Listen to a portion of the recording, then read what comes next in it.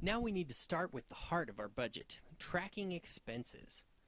There are some great tools out there to help you in this department, which we will talk about later. We are briefly going to touch on the good old-fashioned way, which may prove to be the best way for some people. Start by getting all your records together from the past 12 months. Withdrawal slips, canceled checks, and itemized credit card statements.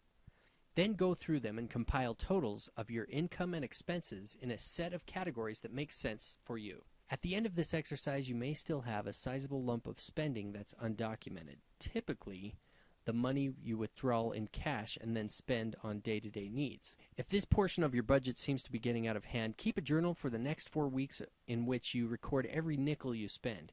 You can use those results to estimate and fill in how your cash is being spent throughout the year. Watch out for cash leakage, though.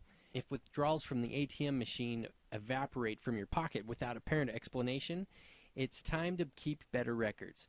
In general, if you find yourself returning to the ATM more than once a week or so, you need to examine where that cash is going. And, as always, don't forget to tithe yourself.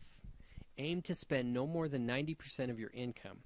That way you'll have the other 10% left to save for your big picture items.